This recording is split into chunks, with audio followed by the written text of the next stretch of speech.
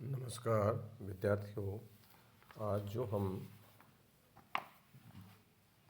विषय में बताने जा रहे हैं वो है सामाजिक विचारक। यह बीए पार्ट सेकंड का प्रथम पेपर है और इसमें हम मैक्स वेबर के अध्याय में समाज में क्रिया के सिद्धांतों के बारे में चर्चा करते हैं। तो हमने पिछले उसमें लिया था क्रिया क्या है। अब है क्रिया के सिद्धांत। क्रिया के सिद्धांत के बारे में मैक्स वेबर ने समाजशास्त्र में सामाजिक क्रिया के अध्ययन को समाजशास्त्रीय सिद्धांत दिशा प्रदान की है। आज जो समाजशास्त्र में सामाजिक क्रिया के सिद्धांत का विशिष्ट स्थान है वो सामाजिक क्रिया के सिद्धांत के कुछ प्रमुख अभिग्रहण हैं जिनका निर्धारण मैक्स वेबर ने अपनी पुस्तक the theory of in social and economics organisation में आधार पर किया है। तो सामाजिक क्रिया के सिद्धांत के प्रमुख अभिग्रह निम्नलिखित हैं जो हम उनके बारे में आपको बताएंगे। तो सबसे पहले उन्होंने लिया था कि लक्ष्य अभिमुखन।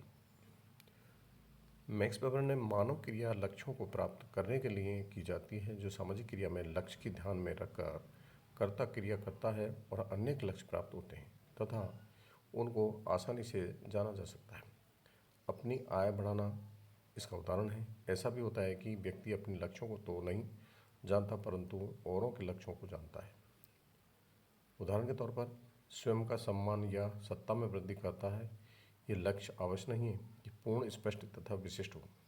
इसको प्राप्त करना तथा पहचानना भी सरल नहीं है क्योंकि समाजशास्त्री को ये मानकर नहीं चलना चाहिए कि संबंधित कर्ता अपने अपने लक्ष्यों को समान रूप से जानते हैं तथा पहचानते हैं कि इसी प्रकार लक्ष्यों को प्राप्त करना भी एक चर है। अगला है साधनों का चयन। क्रिया में प्राय लक्ष्यों को प्राप्त करने के लिए साधनों का चयन किया जाता है।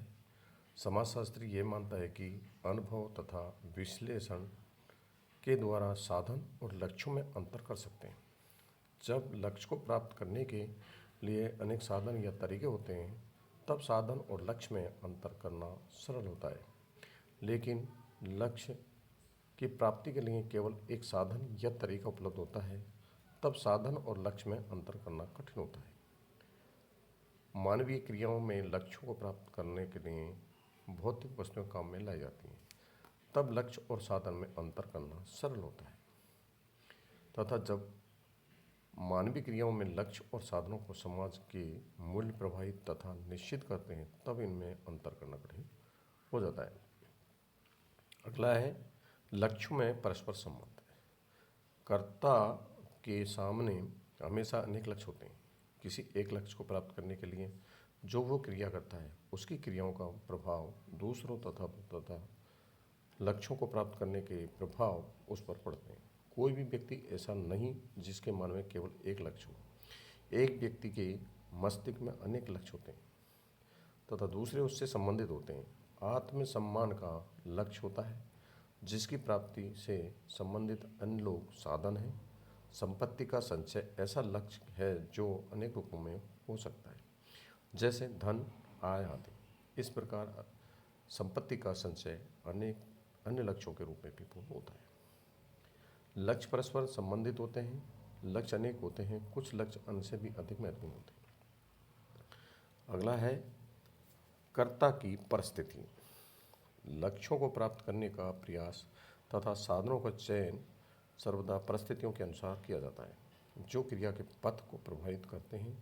क्रिया की व्याख्या तभी की जा सकती है जब कर्ता की विशिष्ट प्रकार की परिस्थितियों में स्थिति स्पष्ट हो। कर्ता विभिन्न क्रियाएं तब करता है जब परिस्थितियों की दशाएं सामाजिक संबंधों तथा संस्कृति द्वारा विशेष रूप से नियंत्रित हो तथा निश्चित होती है।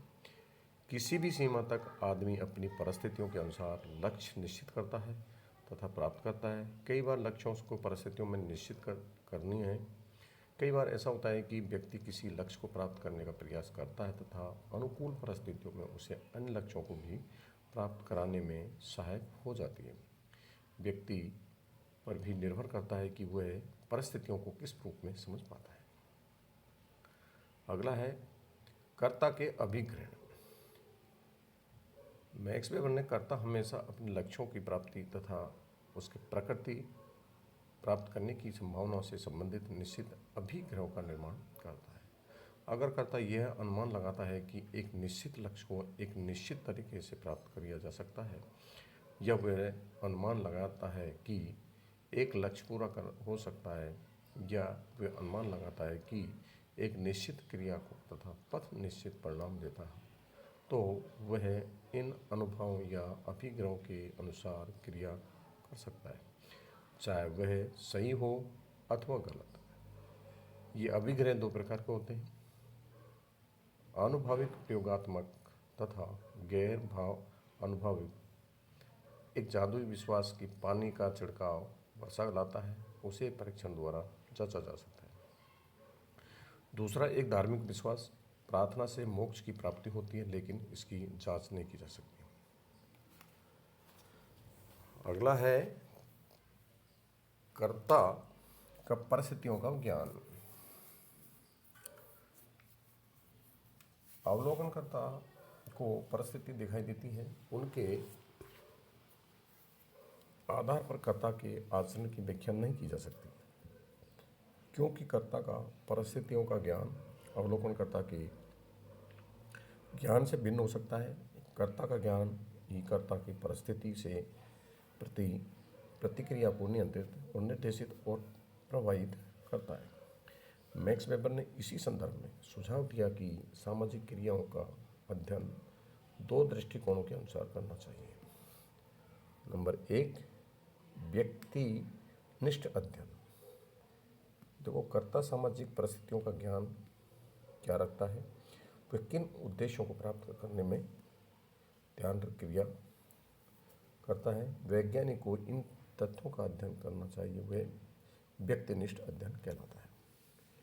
दूसरा है इसमें वस्तुनिष्ठ अध्ययन।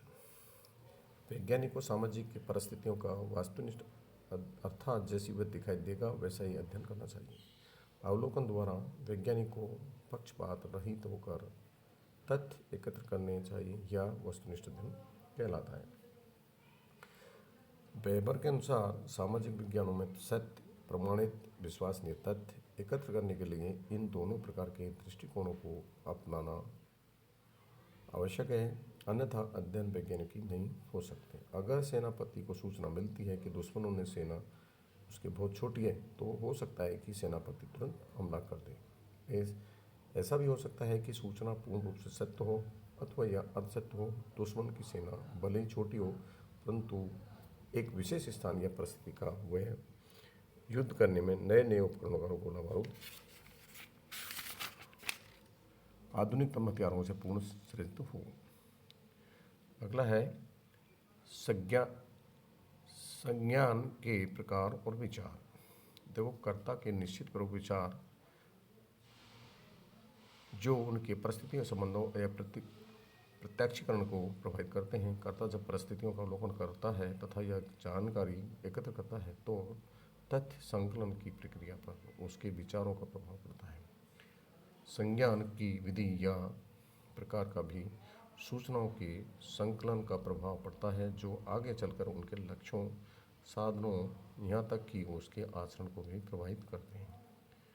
कर्ता के कई विचार तो ऐसे होते हैं कि जिनका उसको ज्ञान भी नहीं होता है, और वह निश्चित प्रकार के लक्ष्य को प्राप्त करने के लिए प्रभाव डालते हैं। जिस प्रकार से मानव को अच्छा, बुरा, भला, लंबा, नाटा, निर्दय, दयालु आदि वर्गीकरण की प्रक्रिया प्रवृत्ति होती है। अगला है भाव एवं भावनाएं। देखो, कर्ता की कुछ निश्चित भावनाएं अथवा या भावनात्मक प्रकृति होती है, जो उसकी परिस्थितियों के प्रत्यक्षीकरण तथा लक्ष्यों को चुनाव को प्रभावित करती है। परिस्थितियों का प्रत्यक्षीकरण तथा लक्ष्यों का चयन भावात्मक इच्छाओं से भी प्रभावित होता है। स्नेह, शत्रुता, ईर्ष्या, विरोध, स्पर्धा, व्यक्ति की सुरक्षा, भक्ति, आवश्यक आदि भाव मिलकर कर्ता को एक के प्रति भक्ति तथा दूसरे के प्रति विरोध व्यक्त करने के लिए प्रभावित करते हैं। अंतिम बिंदु है मानक और मूल्यों का महत्व।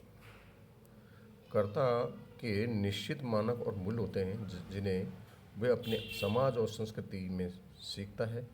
ये सीखे हुए मानक, मूल्य, आदर्श आदि उसके लक्ष्यों के चयन का निर्माण करते हैं। लक्ष्यों की प्राथमिकता का क्रम भी उन्हीं मूल्यों तथा मानकों के अनुसार निर्धारित होता है। मानक समाज में आचरण को प्रचलित मापदंडों के अनुसार व्यवस्थित करते हैं। मूल्य प्राथमिकताओं तथा अपेक्षाओं की स्थिति के मामलों को व्यक्त करते हैं। मानक सांस्कृतिक हो सकते हैं, आवश्यक नहीं है कि वे सामाजिक ही हो। किसी विशिष्ट अवसर पर कोई क्या खाएगा, ये सांस्कृतिक मानक है। विशेष अवसर पर कोई दूसरे निश्चित वर्ग के लोगों के साथ हिस्सा बांट करके क्या खाता है, यह सामाजिक का मानक है। मानक स्पष्ट करते हैं कि कौन सा साधन काम में लाया जा सकता है। मानक साधनों के प्रकारों को भी निश्चित करते हैं। मानक सिद्धांत रूप में साधनों के विकल्प भी निश्चित होते हैं जिनको कर्ता अपने लक्ष्यों को प्राप्त करने के लिए उपयोग में ला सकता है। धन्यवाद।